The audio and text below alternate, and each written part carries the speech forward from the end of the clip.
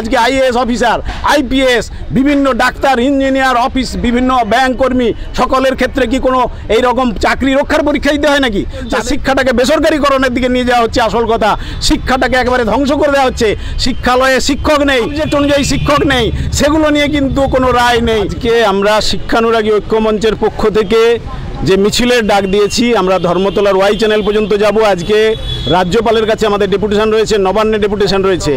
আজকে শিক্ষকদেরকে রাস্তায় নামতে বাধ্য করা হয়েছে, যে কারণে আপনারা জানেন যে 1 তারিখ 1 সেপ্টেম্বর একটা রায় দেওয়া হয়েছে সুপ্রিম কোর্টের পক্ষ থেকে, যেখানে বলা হয়েছে সবাইকে টেট পাস করতে হবে। অর্থাৎ 8টি অ্যাক্ট লাগু হয়েছিল 2010 সালে, 9 সালের যে অ্যাক্ট 10 সাল থেকে লাগু, কিন্তু বলা হচ্ছে অতীত দিনের যারা শিক্ষক, যারা কঠিন পরীক্ষায় উত্তীর্ণ হয়েছে, এসএসসি দিয়েছে, বিভিন্নভাবে তারা কঠিন পরীক্ষায় উত্তীর্ণ হয়েছে, তাদেরকেও টেট দিয়ে চাকরি রক্ষা করতে হবে।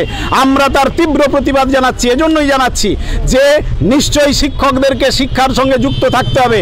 তার প্রক্রিয়া রয়েছে আলাদা, অন্যভাবে তাকে ডেভেলপ করা যায়, ট্রেনিংয়ের মধ্য দিয়ে, ওয়ার্কশপের মধ্য দিয়ে তা করানো যায়। আমরা সে দাবি করছি। এর জন্য আমরা রাজ্য সরকারের কাছে দাবি জানাচ্ছি যে তাদেরকে রিভিউ পিটিশন করতে হবে। তারা বলছে করবে, কিন্তু তারা করুক। এবং মুখ্যমন্ত্রীর বিবৃতি দাবি করছি, তারা কি ভাবছে এটা নিয়ে, এবং যথোপযুক্ত যা যা ব্যবস্থা গ্রহণ করতে হবে। এবং কেন্দ্রীয় সরকারের কাছে আমরা দাবি করছি, শিক্ষামন্ত্রীর কাছে দাবি করছি, প্রধানমন্ত্রীর কাছে দাবি করছি যে তারা এ বিষয়ে পরিষ্কার বিবৃতি দিক।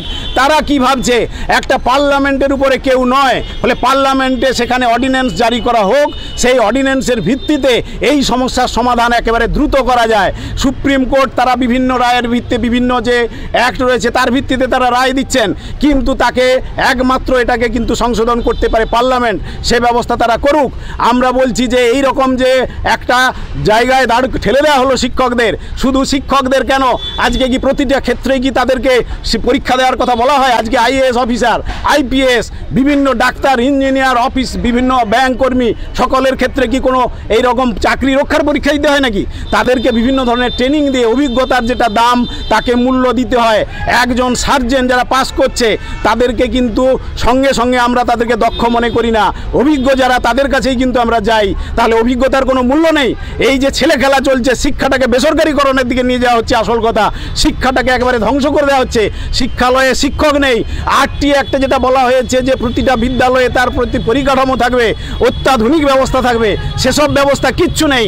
শিক্ষক নেই, শ্রেণী অনুযায়ী শিক্ষক নেই, সাবজেক্ট অনুযায়ী শিক্ষক নেই, সেগুলো নিয়ে কিন্তু কোনো রায় নেই, বা সেগুলো নিয়ে কিন্তু কোনো বিষয়ে আমরা দেখতে পাচ্ছি না।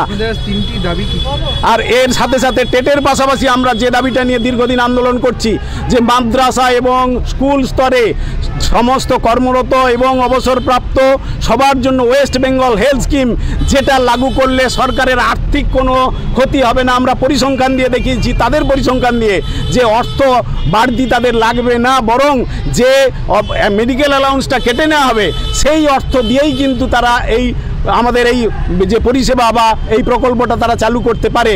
মাত্র 16 বছরের মধ্যে মাত্র 2 বছরের যে অ্যালাউন্স কেটে তারা কিন্তু সেটা দিয়েই এই যে প্রকল্পটা চালিয়ে নিতে পারে, তার তথ্য তারা ওয়েবসাইটে তার দিয়েছে।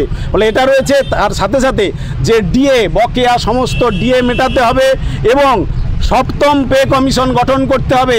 কেন্দ্রীয় সরকার সেখানে তারা উদ্যোগী হয়ে এগোচ্ছে, কিন্তু আমরা একেবারে গোটা রাজ্যে সব থেকে পেছনে পড়ে আছি। মাত্র 18%, 40% আমরা পিছিয়ে। প্রতি একজন গ্রুপ ডি কর্মচারী পর্যন্ত 18-20 হাজার করে মাসে কম পাচ্ছে।